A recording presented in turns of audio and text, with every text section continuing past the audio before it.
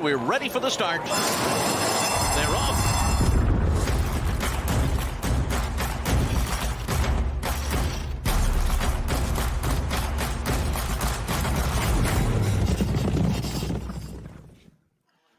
Welcome in, everybody. If it's Tuesday, it's time to make things official. Jeremy Plonk, Jeff Siegel with First Bet and Express Bet. This is the post-Breeders Cup edition, so we've got a lot to talk about, Jeff. Overall, big impressions of what was a record-setting wagering event at Keeneland.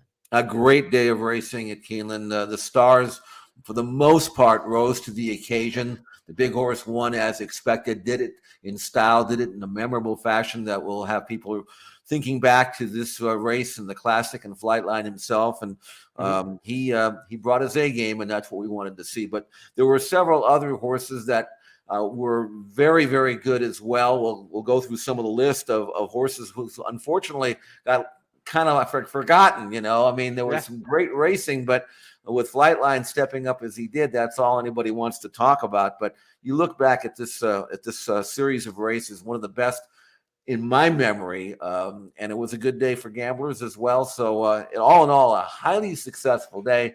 A little windy, but the rain stayed away, so it was a marvelous day of racing at Keeneland. It's kind of like one of those, like Kobe Bryant hits a game-winning jump shot. Nobody forgot the 9 lead changes that went into it, right? And who else hit all the big shots? You remember that last note, and when it's hit by a superstar, it becomes memorable forever. So that's what we had. We had the ultimate exclamation point with Flightline at the end of this year's Breeders' Cup. So that's a great place to start. As we get to the big board, the first of our 5 topics, Jeff, let's talk historical perspective of the performance from Flightline. But before we do that, let's go back and let the fans see just how he did it at Keeneland. So they make their way into the far turn. Life is Good by 2 over Flightline, and it's a long way back to the rest. Hot Rod Charlie is third at this point. They're making their way around the far turn, and it is still Life is Good. He's got a 2-length lead. Flightline now beginning to move on the outside. Life is Good by a length. Flightline on the outside second. 8 back to Hot Rod Charlie. Then Taba to the outside. They're coming to the top of the stretch. Life is Good. And Flightline hook up as they turn for home. And Flightline takes off. Flightline has gone right by Life is Good and comes into the final furlong with a 3-length lead. Life is Good trying to cling to second. Taba is third. Down to the 16th pole. It is Flightline. It is spine-tingling, jaw-dropping, awe-inspiring, Secretariat-like Breeders' Cup Classic win. He won it by 8 lengths on the wire. And that was Olympiad, followed by Taba, and Rich Strike was fourth. No doubt about how great he is. Flightline is awesome. That he was, Larry Colmus. And, you know, I know Larry personally, and I know a lot of the great race callers, got to work with him a lot in TV over my 17, 18 years with the networks. They have lines ready that they want to deliver at the right time. And Flightline takes off, absolutely positively, was in Larry's setup. And he was saving it for the right time. And it was that Arazi runs right by him moment at the top of the stretch because, you know, you're setting up the showdown. But then all of a sudden there was no showdown, Jeff. There was an emphatic move at the top of the stretch, and it was over. Rarely do you see a race unfold and finish just as you imagine. I mean, from the start to the finish, we all knew Life is Good was going to bust out there and go and try to wire the field and set blazing fractions. We all know the Flightline was going to draft in behind them. These two would leave the field, and then at the proper moment at the quarter pole, which we talked about last week, thinking that he was not going to go after him until then. We would wait because he didn't want to. He wanted to catch Life is Good when he was starting to tire, not when he still had something left at the 3/8 pole. And when he went by him, I thought maybe he would come inside of him because Life is Good has a history of drifting out, but I guess it didn't matter. And then he took control. There was no really effective late speed in there, and he kept on going 2 minutes flat, mile and a quarter. Just an incredible performance by an incredible racehorse. And unfortunately for racing fans, it was so good that there was absolutely no chance that he would come back as a 5-year-old because he's now worth whatever he's worth. You know, the richest racehorse in the world and most expensive to breed to probably. So, but at least he went out like he, you know, and it's not, we talk about this because it's not always a slam dunk that they do this. I mean, Baid was supposed to be the Flightline of Europe, and he got beaten his last start. So it's you still have to go out and prove it, no matter how easy it's going to be. And he did it, and that's what makes him great. The largest margin of victory ever in the Breeders' Cup Classic, 8+ lengths. The question becomes, in terms of history, where does he fit? The Breeders' Cup era, to me, it's not even a question. This horse would beat Ghost Zapper by open lengths. I have no doubt in my mind about that. And that is the horse you hear people talk about in the same breath, at least in the Breeders' Cup era, the classic horses, that sort of thing. I think he would just dust Ghost Zapper. I don't think it would be close. Well, I think it would be closer than this, but you're right. Closer than this, but open lengths. Yeah, right. Flightline, to me, has won all of his races. And I've heard people say, well, he's not as good as Secretariat. Well, first of all, it's almost like apples and oranges. If you tell me that Secretariat was going to run his Belmont Stakes race or the Marlboro Cup race every time he went out there, then yes, we have a discussion. I don't think any horse I've ever seen or even read about would have beaten Secretariat in the Belmont. Right. But Secretariat also lost 5 races, I mean, you can take Secretariat at his very, very best, but there is something to be said about never losing and never even coming close to losing. Granted, we only have a 6-race sample, but it doesn't really matter at this stage because it's different eras. And, if you have to go back 50 years to find a horse that could beat this horse, I'll live with that. You know what I'm saying? But he's the best I've ever seen. I think he was right with a Spectacular Bid. I would give this horse the edge. The only difference being, of course, Spectacular Bid went through went as a 2-year-old and a Triple Crown. This colt didn't. And Spectacular Bid ran out of competition as a 4-year-old. So if you want to argue that with me, we can have that discussion, and I'm not gonna say you're wrong. But regardless of that, you mentioned the Breeders' Cup era. Right. That's a slam dunk as far as I'm concerned. Yeah, and that's where I go, obviously with my own eyeballs, right? I was 13 at the first Breeders' Cup and a diehard race fan for many years before that, even as a kid. So, like, for my eyeballs, 84 on, there's just no question in my mind. Yeah. The all-time kind of thing is a difficult deal because of longevity, right? I mean, I know I've used this comparison before, but there's a lot of people that would tell you Jim Brown and Gale Sayers were like the best running backs ever in the NFL, but they didn't play anywhere near the career length of an Emmitt Smith or a Barry Sanders. And so they don't have the same yardage as those guys. So you want to tell me who's the best running back of all time? Was anybody better than Walter Payton in his prime? Like it's one of those things. It's difficult to say, because Flightline, you're getting that best, right? Because you only saw it 6 times. It's hard to say how good he would be if he had to run a 20, 25 race career and a 7, 8 race campaign, 10 race campaign, like some of those champions of the past. They gave away victories back in those days. They ran what they called preps. We call them preps now, but they're really not. Right. Every race is a winning race in today's game. The purses are too high. Nobody's giving away a 7-furlong race in March at Gulfstream to get ready for the Triple Crown like they did just in the Woody Stevens era of the 80s. I mean, that just doesn't happen anymore. So it's difficult to compare, but just on their best, like you're saying, Secretariat's best probably beats anybody's best, right? But Flightline's best, you're telling me it's as good as Spectacular Bid?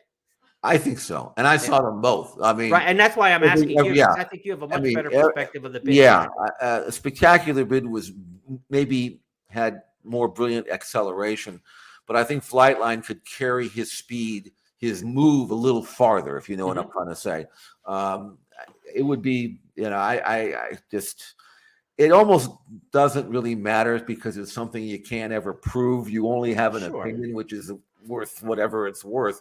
The only good news is that we saw him run 6 times. He was able to show his brilliance. And in a short career like this, which is more of the norm than anything else that ever existed, you're never going to see, Kelso and Forgo run 50 times. I mean, that just doesn't exist anymore. And you're never going to see horses carry weight anymore. Yeah, 126 is going to be the more he ever carries, and you're not going to see horses go graphs to dirt and run all these. It's not. It just doesn't happen anymore, and so you got to take it in the moment. And I mean, he was just you know. I tell you what, Jeremy. Honestly, the best horse in this century that I saw before Flightline was Candy Ride, and he only ran 6 times. You know, so did the same thing that Flightline did, won the Pacific Classic, but he didn't win it by 19. So that's how I put him under. I just, you know, and he's got the pedigree, he's got the looks, he's got everything going. He's going to get the best mares. It would be very difficult for me to predict that he won't make a great stallion, but you never know for sure.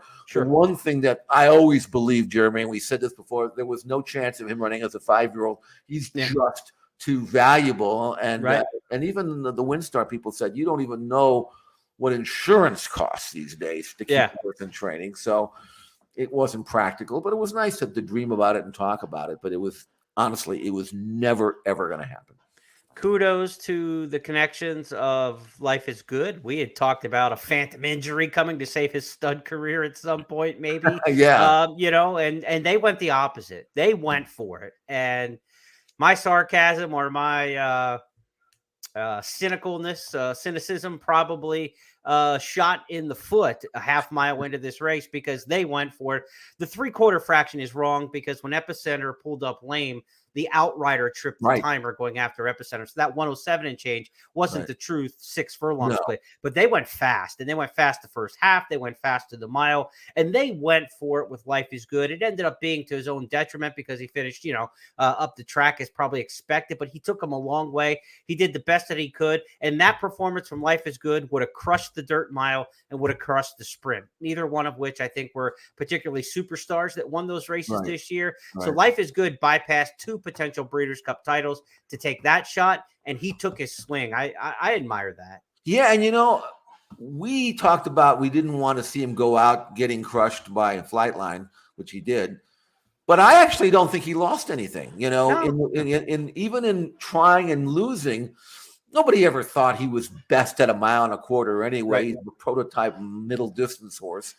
But he ran fast. He tried hard. No one, I don't think anybody would believe that he wouldn't have won that race if Flightline wasn't in it. And I also think if he wasn't in it, Flightline might have won the race by 20 because he wouldn't have had to go, you know, 9 and change. So I think it all worked out just about for everybody except for Epicenter, who unfortunately broke down. Looks like they're going to be able to save him, which is good news. But then we have to talk about, okay, now what about the 3-year-old division? I think if Taba had run second, there would have been a strong case for him to be champion. But he ran third. And I don't know whether that's good enough now. Do you have a thought? Well, the same with the Derby winner, right? He made a little ground up, but he didn't do enough. If he comes all the way up, runs a good second in there, then maybe you're kind of getting back to Rich Strike.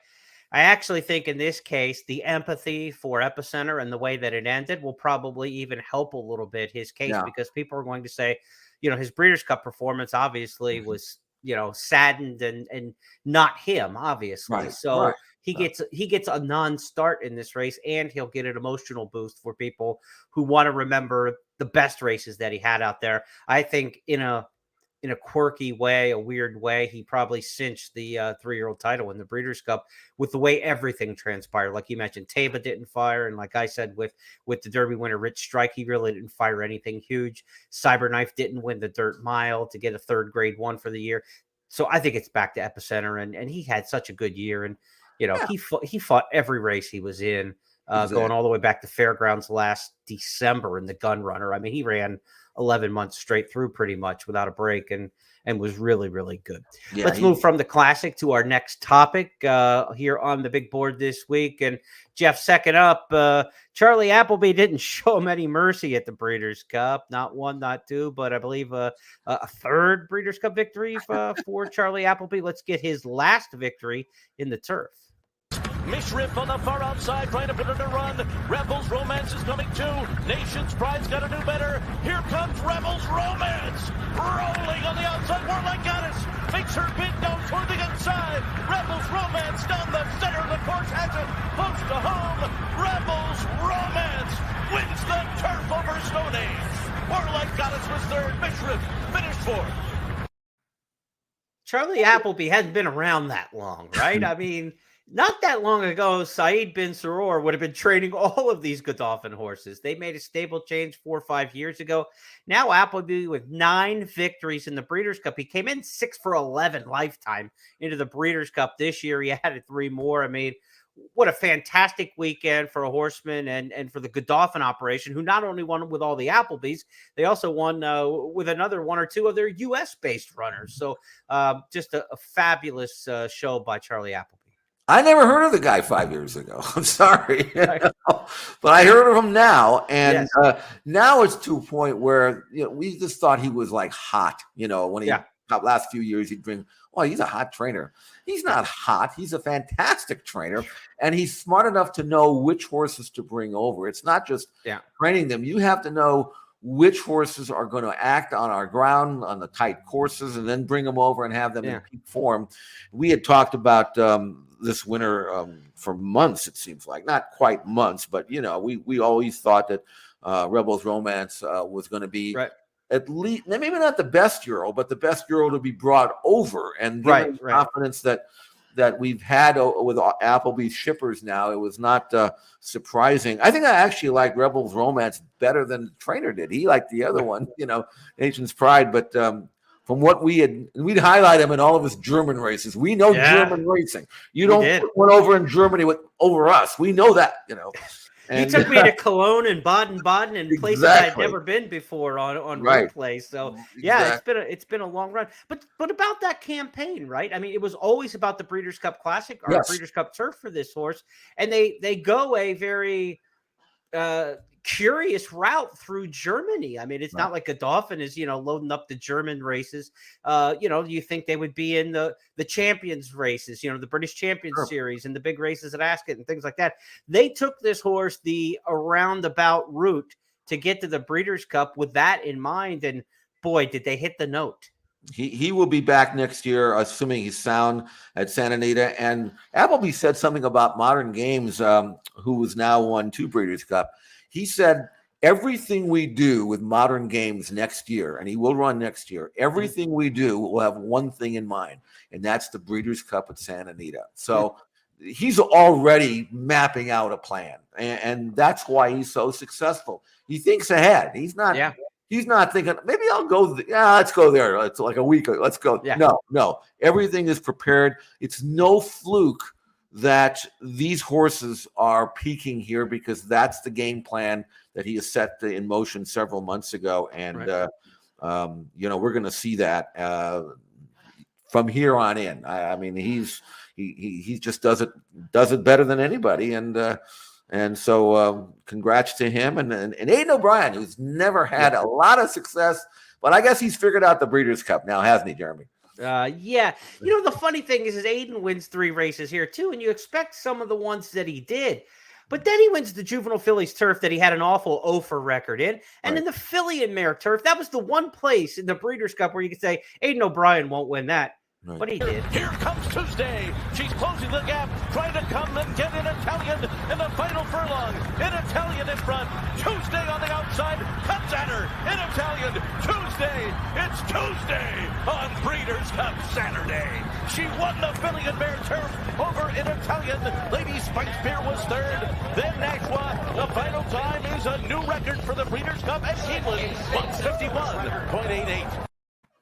Aiden O'Brien, you used to be the young guy, right? I mean, now we've grown up together with him through the Breeders' Cup, and his son's a trainer, and but he still has the charm and the smile and the wit, and I think he's an easy guy to root for. He's good for the game. Have a villain, but he doesn't feel villainous. No, he's good for the game. I mean, and he supports the Breeders' Cup. He brings 10, 12 horses over. I mean, it's fun to see horses that we know are top class, and I'm glad that he is giving us the opportunity to enjoy some of the best horses in Europe. And certainly he sent them over fit and ready, and made my day with Victoria Road. And love him, and it was the best bet for me. And he won and Mediate Tuesday. The one disappointment for me was Tuesday, because I didn't give her the props that she deserved. I mean, she's the Epsom Oaks winner. I mean, and she was running on heavy ground before, and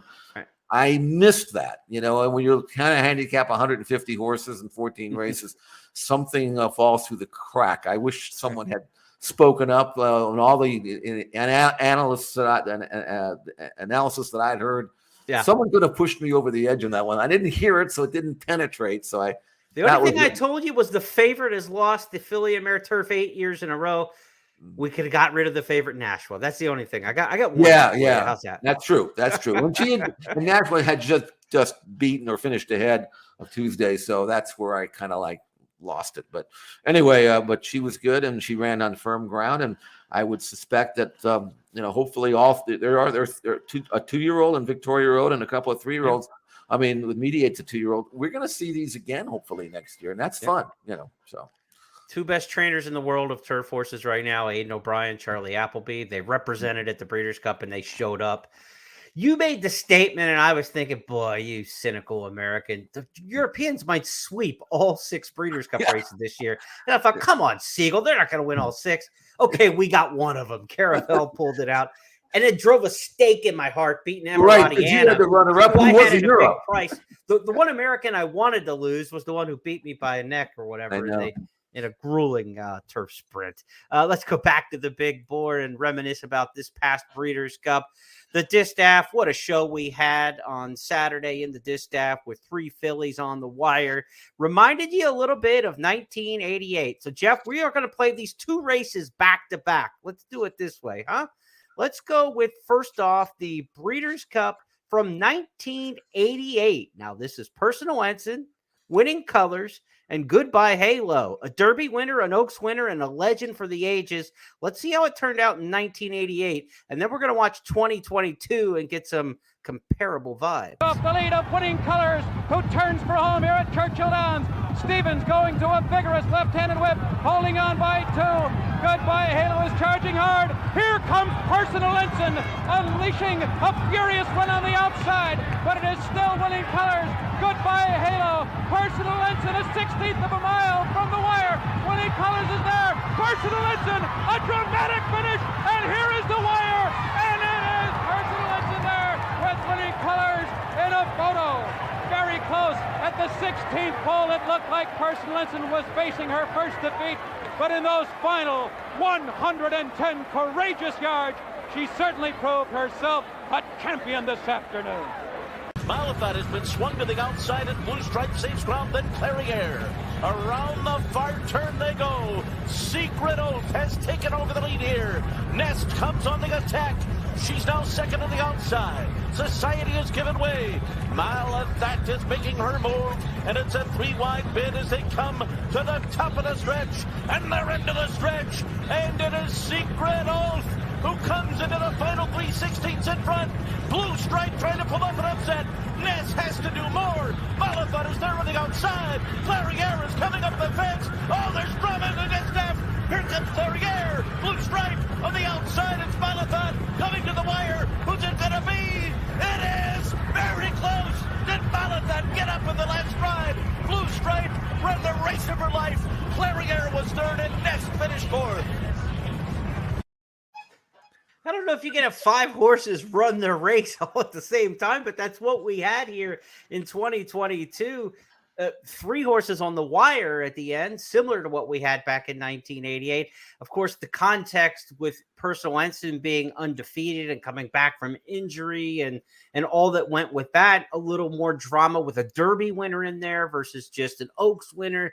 I guess maybe the cool factor still leans to 1988, Jeff, but I don't know that this wasn't any better horse race that we had this year. No, it was every bit as good of a horse race, but there was more on the line than 88 because you had the Derby winner and you had the undefeated Personal Ensign.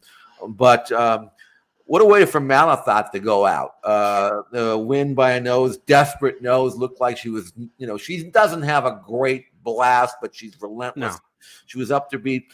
And I know a lot of sharp handicappers like Blue Stripe because she had worked so well, but we've watched her all year. We know she's a really good mare and always works well. But at 24-1, if you liked her and you got beat right on the line, that is a tough beat for sure. Yes. Clariere, good to see her come back with her best after her last race. And then you had Nest, who was the favorite in the race, who didn't really run her race. And I wonder, Jeremy, was she just, was that one race too many for her? I mean, I don't know. I mean, she's still a great race filly and all that, but she'd been dancing a lot of dances, and maybe this was maybe she was just a little bit over the top because she had her chance. Yeah, and we saw that in the work with Malathot head-to-head, 10, 12 days out from the Breeders' Cup, and there's 14 days out, I think it was. When the two of them worked in company, it looked like Malathot was going easier and better and had her measured at any point in time, and Nest had to kind of be worked to keep up with her. That maybe was one of the first signals that, that maybe she wouldn't run her best race. She certainly came back to the pack a little bit, obviously, because she had to work to get by Secret Oath. Late in the game. And, this is a filly that she'd been handling in her last couple. She seemed to have passed Secret Oath on the development scale, right? And then in this race, she seemed to come back to Secret Oath a little bit. So I think that shows that she did regress off her best form. Maybe left that, post Saratoga. The Belmont Stakes, she still held it past there, but she ran that blazer at Saratoga. She was good enough to win the Beldame in a complete canter against, 4 or 5 overmatched rivals, but maybe she left her absolute best race of the year at Saratoga with Ness. But Malathot, to me now, is the undisputed queen of Keeneland. I mean, she has the all-time resume. I mean, she won the Ashland as a 3-year-old. She won the big spring race this year, the Double Dog Dare. She won the big fall race in the Spinster, and now she's won the Breeders' Cup Distaff. Those 4 majors at Keeneland, her only 4 appearances over that track, all victories, all in the biggest stakes of the meet in which she competed. That puts her past Take Charge Lady, who had 2 Spinsters and a really fantastic local resume. And I believe Take Charge Lady even goes back to the Alcibiades. So she had it at like 2, 3, and 4. But I don't think Take Charge Lady doesn't have a Breeders' Cup Distaff over that track. And I think that trumps it. And to me, she's now the queen of Keeneland. And, what a fantastic career she has had. And she was never flashy, Malathot, on the racetrack. Like you said, her grinding style. She never daylighted horses and won by a mile. But she knew where the wire was in personal ensign-like fashion. She knew where that wire was, and she was able to get up and reel in. Clairiere, a really nice performance as well. She has held her form all year long and has held it from last year, right? She was one of the best 3-year-old fillies last year in the spring at Fairgrounds. There was a time in like February, March of 2021 where Clairiere was going to win the Kentucky Oaks, right? I mean, so she's actually held her form since like February, March of 2021 all the way through. She deserves a lot of respect. So that was a really good group this year. I like Society in the race. I thought she was going to get a loose and easy lead. When they turned onto the back stretch, she threw her ahead and wanted to go. Florent Giroux said, "You're not." And right there, I said, we're screwed. It's just not going to happen. You just got to go. You had the speed advantage there and not knocking the ride as much as, because who knows what he was feeling underneath him and how she was to be controlled or not to be controlled. But once she was starting to resist the control, the game was over for her. She was never comfortable and she was gone. She could be next year with a little more maturity in this place, right? As a 4-year-old and maybe the one out of this group that moves from 3 to 4 that you want to watch, Society, because she was a late blooming, late developing 3-year-old. She could be the distaff horse for next year. What about the Oaks winner, Jeff? She struck the front, Secret Oath.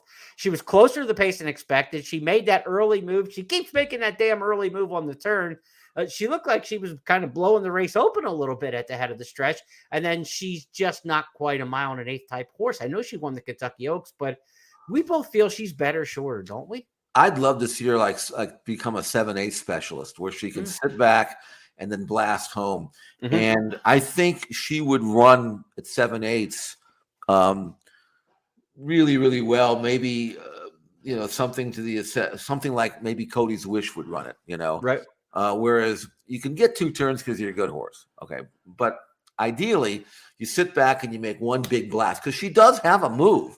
Yes. It's not like, and she just seems to make it and then she doesn't finish. But if you go 7/8 and maybe a higher version of when she was really good, CC, for example, you sit back and you make that one run and then that's what you want to do. And I know the money's in the longer races, but I'd sure like to see Secret Oath next year, a campaign that would 1 turn mile, one of those kind of things, Right. Because otherwise she just doesn't seem to want to finish. And I think maybe you find out what a horse really wants to do. Sometimes it's too late. They're already over the past their prime, but I hope she has that chance. But I still think Secret Oath's a very, very good filly. And But she's maybe just running too far.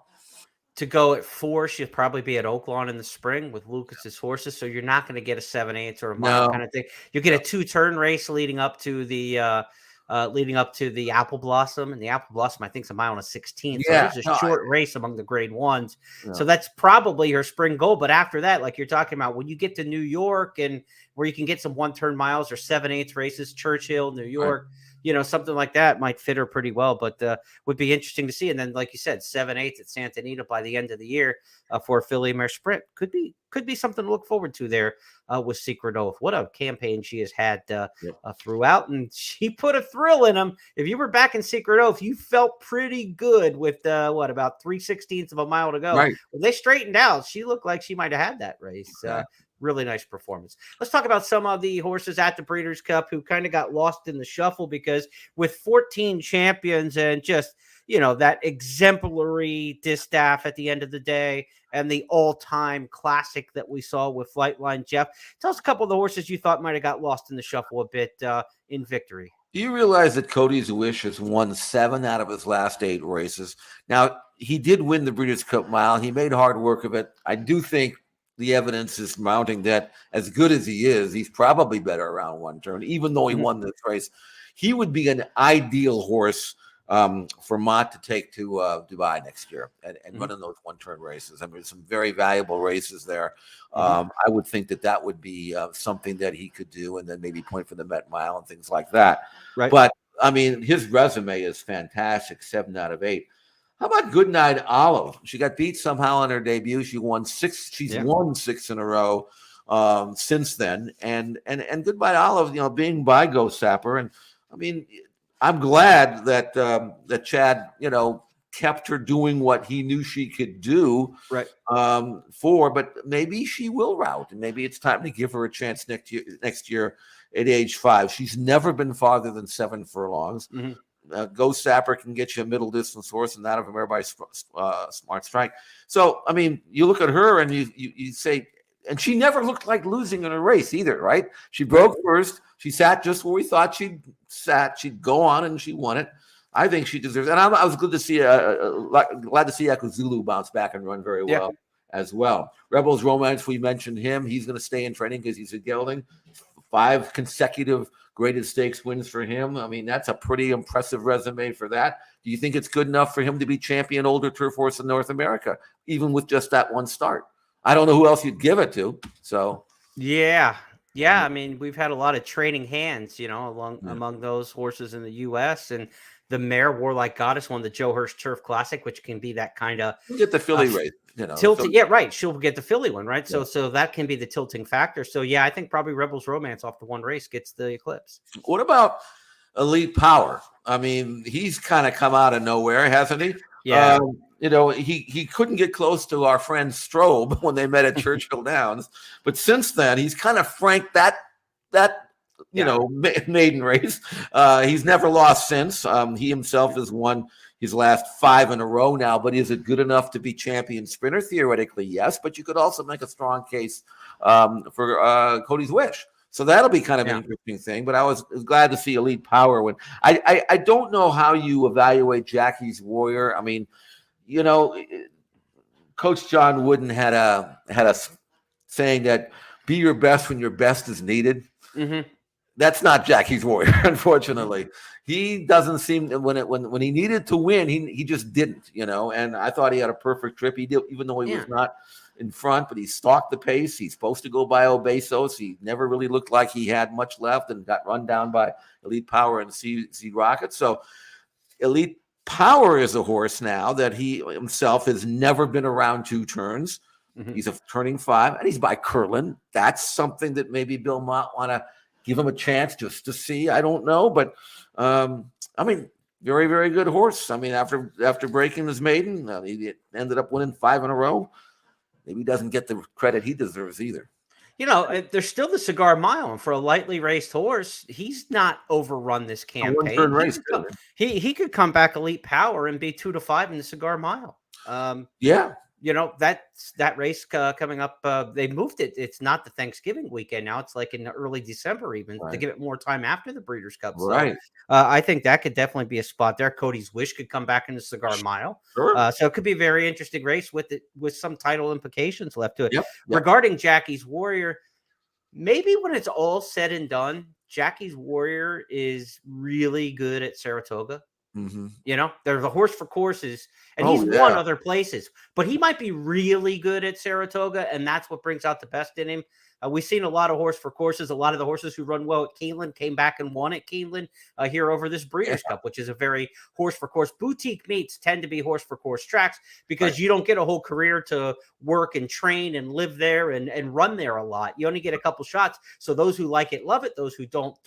And maybe Jackie's Warrior. I mean, he's won other places. We know that he's won at Churchill. He's won at Oaklawn, but he might be elite at Saratoga, and that is what has not necessarily, I guess is the word, has inflated his ability in our minds and his resume in our minds to think he's on the brink of, just a Hall of Fame sprinter, which he's not, certainly. And after losing 3 Breeders' Cup races, you're certainly not going to make any kind of case like that for Jackie's Warrior.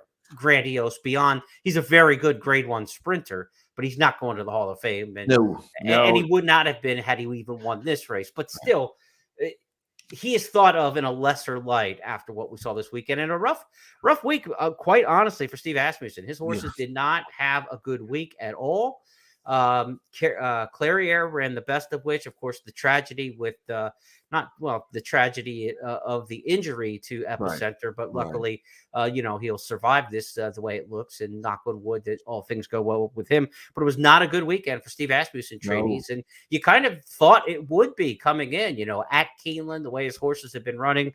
It just goes to show this game's a tough mistress. Nick Zito used to tell me, this game will humble you faster than anything else. And this is when Nick Zito was going good. Not the 2 for 50 Nick Zito. The Nick Zito was winning Triple Crown races back in the day. He just warned you, this game will humble you. And so Steve Asmussen certainly had a humbling weekend. But some of his horses ran well, right? Echo Zulu came back and ran well, Clairiere, but he didn't have the kind of Breeders' Cup that maybe he was set up to have. The one really good feeling moment of the Breeders' Cup, obviously, was the dirt mile with the Make-A-Wish Foundation young man Cody and the horse named in his honor, Cody's Wish. Let's go back and play that a little homage, shall we? Let's go back and watch Cody's Wish win in the dirt mile. And they're into the stretch. It's Cody's Wish and Cyberknife. Slow down Andy in between horses. Down to the final 16th. Cyberknife on the inside. Cody's Wish on the outside. Down the center and slow down Andy. They're coming down to the finish. Here's the wire. Oh, the wish has come true. That one's for you, Cody. Cody's Wish has won the Breeders' Cup Dirt Mile. Love the call there from Larry Comas. And like I said, we were a little Slack business messaging service with some people on the marketing team during the Breeders' Cup. And some of the results earlier in the day, I'm like, this isn't like the good feel-good stories. This isn't a good feel-good story. But I said, we still got Cody's Wish out there. If Cody's Wish wins, there won't be a dry eye in the house, as Jim McKay once famously said in a speech I watched him give. And he was talking about Diazzo back in the day. Remember Bill Shoemaker's horse when Shoe was paralyzed and came back as a trainer. I remember Jim McKay telling me, if Diazzo wins, there won't be a dry eye in the house. And that's the way I felt with Cody's Wish. And that was great to see. And, horse racing can do a lot of things to our emotions. And sometimes we have angst on the tight losses and the finishes, and we're upset with jock rides and things like that. And other times we're just elated with a horse performance. And this one just felt good. And there's nothing wrong with just saying it felt good. And the NBC feature that,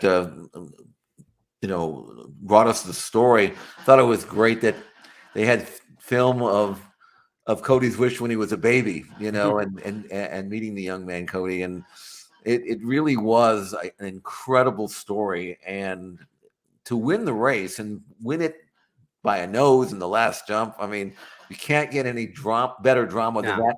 And that's part of our sport too. Right. Yeah, it really is. It's part of sports in general, for sure. But feel good stories. I mean, we've had our share of stories that weren't good. Let's face it. But when you have one like this, it just elevates the sport because both of us were gamblers. We bet. Yeah.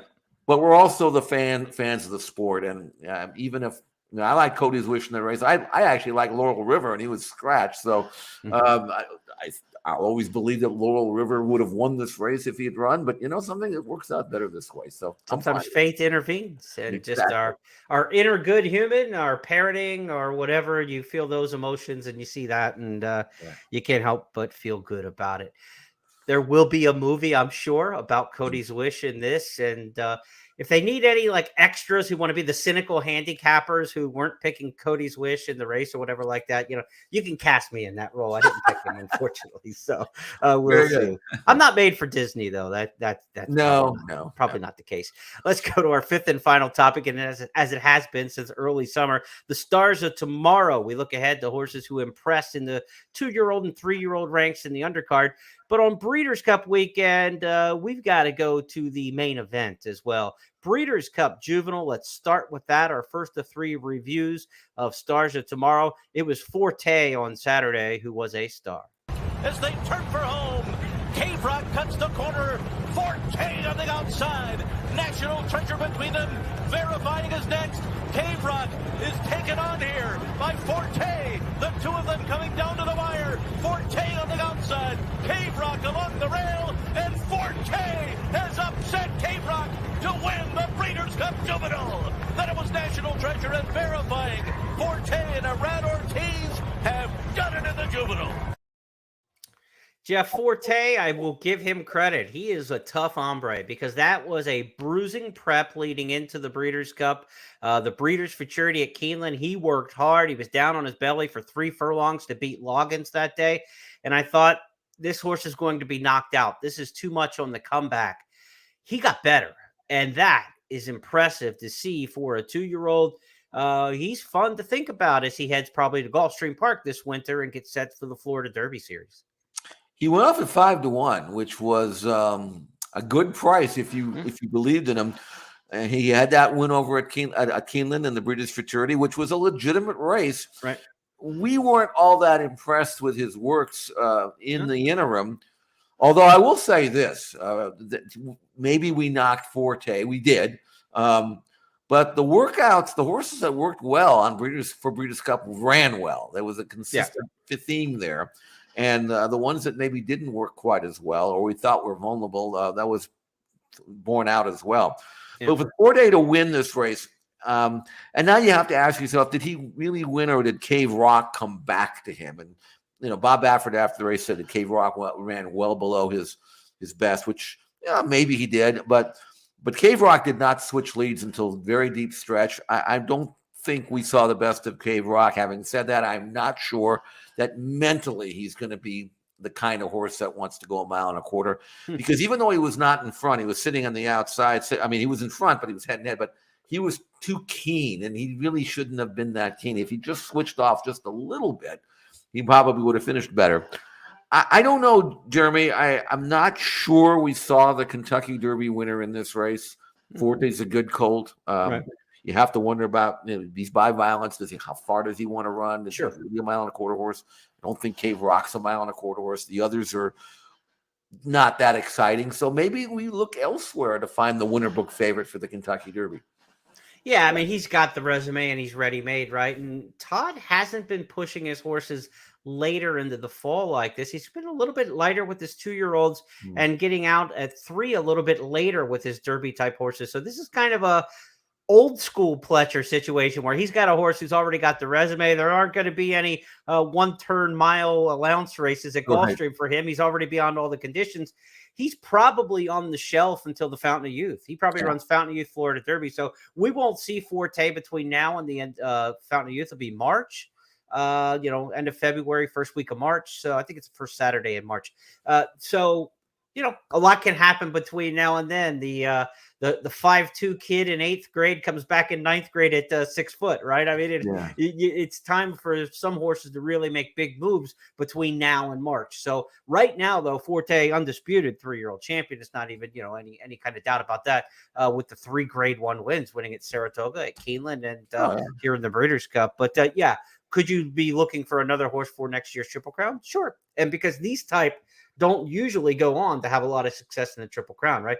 The horses who rattle off 2-3 major Grade 1 2-year-old wins are not typically turning out to be our best 3-year-olds. Elusive Quality or Essential Quality 2 years ago, probably one of the better horses in the last 5-10 years to have that 2-year-old resume and go on and still be really good at 3 as well for the Triple Crown Series. So it's up to Forte to see what he can do. Now, did the Triple Crown winner run at Keeneland, or did the Derby winner potentially run at Keeneland over the weekend? Yeah, we'll find out because we've got a couple more stars of tomorrow to look at. One of them's name was Arabian Night, and Jeff, he was all that in his maiden breaker. Second, but Arabian Night has opened up on a 6-length lead, 1/8 of a mile to go. Expect More has rallied from far back to at least contend for 4th at this point, but well behind Arabian Night. 16th pole, Arabian Night, John Velasquez to get things started on Saturday at Breeders' Cup at Keeneland. It is all Arabian Night in the opener. Determinedly did get second, then Expect More. Now, Jeff, he cost what, 2.6 million, 2.3, something like that. This was not Medina's Spirit for 16,000 by Protonico. It's the same connections. The silks look the same. The result looks the same. Result looks better than Medina Spirit in a lot of cases. But your thoughts on Arabian Night? I'll just say this: there's a little left paddling there that, you know, let's see if he stays healthy over a long term, because I wasn't crazy about his action, but I certainly love the way that he won. He runs from point A to point B really fast, but he does it a lot of winging there. He's not a good mover, and I don't think that will slow him down, but it might cause some soundness problems. But when you give $2.3 million, you're expecting a lot, and he obviously breathes very well at the sale. And he trained really well here at Santa Anita. We had a number of works on xbtv.com that you could have watched that would have convinced you that I don't care how he moves. I don't care if he's, swimming or anything else like that. Right. He can fly, and he did that. And now it's just a matter of how far he'll go. He's by Uncle Mo, and he'll certainly get you a horse that will at least get a middle distance, and then 1.25 miles. Probably a little farther than maybe he really wants, but if he's that good, we'll find out eventually. So Arabian Night, awesome in victory. He ran fast. He did it the right way. He finished out really well. Never looked like losing, was supposed to win and did. And I guess that's what 2.3 million gets you. Now it's just a matter of how far can he carry that speed, and hopefully he'll stay sound to show what he can do. He was the Baffert runner that delivered on the promise over the weekend, on a weekend that was tough for Baffert. He lost with Cave Rock. He had to scratch Laurel River. Taba didn't fire in the Classic like maybe expected. And this horse, Arabian Lion, in Allowance Company leading into the Breeders' Cup, was upset by Giant Mischief. This is a Brad Cox, Bob Baffert showdown that maybe we'll get to see again. Arabian Lion outside, pokes ahead in front. Giant Mischief right there to the inside, though. And then a gap of 6 more lengths back to a fading tap-in formation, who is still third. Old Alliance is in fourth. The top two continue to go at it. Final furlong. Giant Mischief inside. Arabian Lion outside. Giant Mischief has the lead by a half length, 3/4 of a length. It is Giant Mischief. Florent Giroux with the advantage. Giant Mischief to win it. Arabian Lion was across the line in the second position, a long way back to the battle for third, either Old Alliance or Walaka with a late run. Now that he is an allowance winner, there are no conditions for Giant Mischief other than the stakes. Welcome to 2 to 5 and something at Fairgrounds probably coming up early in the winter. You could be looking at the Gun Runner Stakes in December, the LeCompte in January, or they wait all the way to the Risen Star. But Brad Cox should have this one headed for Fairgrounds. Certainly he runs horses at Oaklawn as well over the winter, but one to watch down in the South for sure will be Giant Mischief. Arabian Lion will be heading back your way. Yeah, 17.5 lengths behind was the third runner here between the first two, and they ran fast. So Giant Mischief, who had won his debut at Indiana and ran fast there and looked good, maybe not this good. I wasn't expecting him to beat Arabian Lion, who did look really good in his debut. And really, can you imagine if the other one wasn't in the race, what this would have been?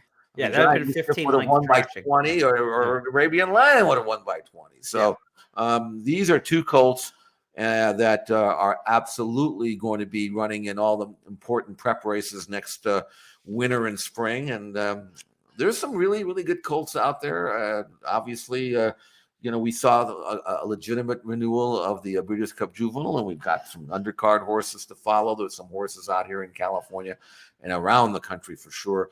I think we're starting off pretty strong for the 3-year-old division for next year, and now it's just a matter of who will continue to improve and mature and rise to the top. We mentioned Brad Cox versus Bob Baffert there just in allowance company. That was kind of the theme of the weekend. As we get to our bonus topic this weekend, some things that we weren't particularly wild about at this year's Breeders' Cup, the power barn influence, right? I mean, that was Cox and Baffert in allowance company. But you look at the 14 championship races at the Breeders' Cup, and it was Godolphin, it was Coolmore, it was all the big outfits. And you look at the trainers, it was all the major stars. It was Appleby. It was, European side. Here in the U.S., it was the Motts. John Sadler was the smallest time trainer to win a race at this year's Breeders' Cup. The other one would be Mark Cassey, and he's in 2 Hall of Fames and starts at 1,500 horses a year throughout North America. There was no space at the dinner table for the little guy at this year's Breeders' Cup. And I'm not talking little guy. I'm not trying to get some rags to riches story, out of Prairie Meadows to the winner's circle. There was no room for the trainer 5th in the standings at one of the big meets. I mean, this was Pletcher. This was all the heavyweights. And we've talked about the consolidation of power and money and a lot of syndicates working together. How many owners are we talking about with Flightline, and with all the syndication there through West Point and all the different outlets. One of the winners of the Breeders' Cup race, I copied and pasted the list of owners, and it was like 12 long, and 5 of those were syndicates. So there are probably 300 people who had their hands on the horse. Is this good for the game? I mean, are we ever going to have a Dallas Stewart able to win with a Willis Horton trustee or something like that? Horse win a Breeders' Cup race again? We almost did with Marcelo Polanco, Blue Stripe, and Marcelo used to be a Julio Canani's assistant, and he was the assistant when we had Martial Law, who won the Big Cap way back in '89, and he went out on his own, and he's never had more than 4 or 5 horses. He's about as a little of a guy as you're ever going to get to come that close and win a Breeders' Cup. But to your point, I think success breeds success. You spend a lot of money, you get a lot of good horses. You're obviously going to give them to the best trainers who are going to be the best trainers because they're getting the best horses. Yeah. It's a cycle that continues to, and it's just the way it is. I mean, there is a chance for the little guy, yes, but it's not hard and not easy because these guys who have all this money and use the best trainers. Let me tell you something; they're pretty tough to beat. Not just because they're great trainers, but they know they pick out the good horses. I mean, it would be unusual if a horse that went through the ring like Flightline wouldn't be bought by a guy or a group that knows what they're doing, because you can't get a better pedigree, you can't get a better looking horse. Those are the horses that bring the top money, and those are the horses that go to the best trainers. Yeah, I'd love to see the little guy win, but I don't think that's kind of realistic anymore. I think we've kind of passed that by. And you look at Godolphin. They don't buy that many yearlings, if any. They just raise them. They buy the mares. Yeah. They raise them at the right spot. They do it the right thing, and they're smart enough to give their horses to the best trainers. And the best trainers are smart enough to know how to train them and how to get them peaked. That's why they're the best, because they're the best. It's just like college football, something that we're both great fans of, right? There's so much contraction of talent, of concentration of talent, that there's only a handful of teams every year in contention for the playoff. And you can bring one of the outsiders into the party every once in a while, but they typically aren't matching up when they get against the elite. And we kind of saw the same thing at this year's Breeders' Cup. Yep. Other thing I want to bring up, and this is a little bit of a salty point, but it was brought upon by the trainer himself. Chad Brown had bad things to say about the people evaluating the horses going into the Breeders' Cup, and he scratched Jack Christopher because he said he wasn't going to pass the vet exam, even though he knew that his horse was healthy. And then Chad had the breakdown of domestic spending in the Breeders' Cup turf. I'm not saying he's responsible for the breakdown, but when you put your neck out on the line like that and criticize the veterinary process going into it, and you're running a horse off a 1-year layoff in a Grade 1 stakes, he better return home sound, and he didn't. And for me, this brings up a little bit of protocol and regulatory discussion when it comes to the Breeders' Cup, Jeff. Should there be a limit in layoffs in order to be eligible to run in the Breeders' Cup? We're talking about 2022 World Championships. If you haven't started in 2022, maybe that's a good place to start just randomly. Horses have had to make a race this year in order to compete in our championships. I'm not saying the layoff was because, or the injury was because of the layoff, but the perception can certainly be out there, and we're in a perception world, and it could be the reality. Maybe the horse didn't have enough skeletal pounding throughout the course of the year to build up and the mass and everything like that. I'm by no means an equine physiologist and know the muscular skeletal system of a horse, but I am a person who watches TV, and when I see a horse who hasn't raced in a year not complete the course, my radar goes up. And should the Breeders' Cup put some protocol in there? Look, it's totally okay to come off a layoff. We've seen horses come off layoffs and win. And we talked about the great Personal Ensign. This is the difference between now and 1988. When Personal Ensign ran, they ran a big feature in the broadcast showing all the screws in her leg. Remember the x-rays and how she's got one going this way and one going this way and one going this way? They bragged about the veterinary science. If you put that x-ray on the screen today, the track would be closed tomorrow. Right. You know, I mean, there would be an outcry that you're running a horse with that many screws in their leg. And that was the Phipps and Shug McGahee, which nobody in racing is accusing them of doing anything dastardly, right? Not in 1988 and not today. So the Brown thing kind of comes off as, to me, something that they might want to look at in terms of a length of layoff. You got to, like if a horse is going to run on a regular day, they got to show a workout, right? So we already have a protocol. They have to pass workouts to come back from layoffs. Right. And this horse obviously passed workouts. But it just goes to show that there is a system in place to judge a horse coming off a layoff to run in any race, a maiden race or whatever, right? If you haven't run in so long, you have to have a published work and be passed to run again. For a Breeders' Cup Championship race, I don't know. Maybe you should have to run within a certain amount of time so that something like this doesn't happen again. I see your point. I don't think it ever come to that, but my issue is a little bit different. And that's Chad Brown's decision to even run this horse. Here's a horse who had a soft tissue injury last year. He brings him back. We'd watched his workouts. It didn't look to me that he was really cranked up. You know, his workouts were good, but they were all breezing. He draws the 14 hole. This is a horse, it's a gelding.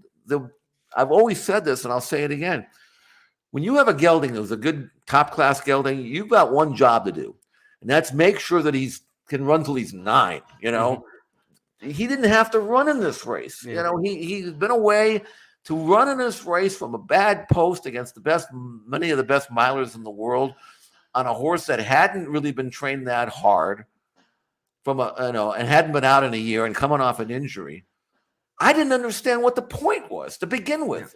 Even if he was perfectly sound and came out of the race perfectly sound, what is the point? You've got so many races. Give him a couple of easy runs. If you want to go for a big purse, send him over to Dubai or whatever. You can do that, or just make sure that every time he runs, he doesn't have to run the hardest race of his life to win, which he would have had to have done in this race. Yeah. So when he got pulled up, it didn't surprise me. He was asked to extend himself more than he was ready to extend himself, and I didn't get it. It wasn't like he was going to be retired after this race. He should be running until age 8 or 9, and this is not the way to do that. No, I blame the trainer myself. Not the rules or anything like that. That's how no, exactly. But if the trainer's not going to make the decision that you said, right, then is there a regulatory process to prevent it from happening? Yeah. That's where I bring in, because I agree with you. The first responsibility is on the trainer. And then to me, if the regulatory body's got something in there, I will also say this, I'll fall on the sword. I picked the horse second in the race, and I was scared to death he might win the race. That's where we've become as handicappers in 2022, that horses that haven't raced in a year, but because they're trained by guys who do unbelievable things, and this is not to accuse anything medicinally or anything like that, but there are unbelievable performances by the Brown horses over the years that we are conditioned in our mind to think that something like this is even possible, that he's going to come off a year layoff to the point where we think he's got a shot to win the race. And me, as a seasoned handicapper who's been doing this for 40 years, even fell into that. So again, you're talking about, like, what's the public to think, right? A 40-year handicapper thought, my God, this is Chad Brown with a horse who had talent a year ago. And if he's telling me this horse is good enough to run in the Breeders' Cup, boy, I fear this horse. I really do fear this horse. I'm putting him in there. And this is not sour grapes for a gamble or anything like that by any stretch of the imagination. And had Chad not spoken out against the regulatory body for the Breeders' Cup, thinking, oh, they're not going to pass Jack Christopher, and he gave us that song and dance leading into the Breeders' Cup, then he wouldn't open himself up to my criticism and maybe some other people's criticism as much, right? If you're going to put your neck out there, then you better be the one on the good side of the story. And he was on the wrong side of the story here. And maybe it's just bad juju, maybe it's just bad karma. Maybe none of this had anything to do with the injury that happened. But you put them all together, and perception is reality. And we are in a marketing world, right? And for the Breeders' Cup to market itself, they need to do everything they can to make the sport presentable on television. And those kind of things don't help. Well, if it happens again, then it's going to be on Chad Brown. You can give him a pass for this one, but I didn't like the horse. I didn't like the post. I didn't like anything about the situation. I liked his workouts. I just didn't think he was ready. My horse was 40-1 inside the furlong pole, was in front, so I got no complaints, Pogo. But anyway. Yeah, he ran a good race. He gave me a thrill, that's all it was. I admit that I was a little down on the winner, but he certainly came back and won very nicely. Modern games. Yeah, right. Anyway, bottom line, though, all in all, it was as good a Breeders' Cup as you could hope for. And I look forward to many of these horses coming back and running next year. Certainly the younger horses, but even some of the older horses are supposed to come back as well. And as far as I'm concerned, with the success personally that I had with the Europeans, I say, bring them on. I like it. Bring them on. I don't care if you're coming from Germany or whatever. Come here. I can evaluate them. And the North American contingent we've got to do something, because we are the American turf horses are just overmatched, and it's getting worse by the year, quite frankly. Well, we're struggling this year to put turf races on at some venues, you know, and so we don't train on the turf hardly anywhere in America. Maybe a workout around the dogs, but very few places where you can even train on the grass. So some of those things, if we're going to compete and rise our game to the Europeans, we've got to figure out some of those stopgaps in between. But I agree with you. This was a great Breeders' Cup overall. A lot of great stories and great feelings. Certainly, what we saw with domestic spending and Epicenter notwithstanding, just positive plaudits all over. Keeneland, by all accounts, put on a great show.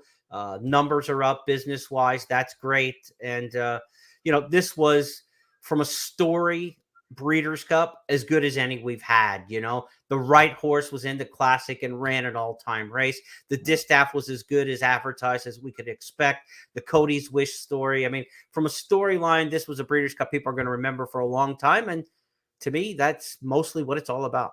It certainly was. Well, it's not the end of the year. It kind of feels like it, but there's still some good racing in the next couple of months, whatever it is. And so we'll enjoy that. And then we'll kick into gear again after the first of the year. But we'll be back. We're not going anywhere. We'll be here.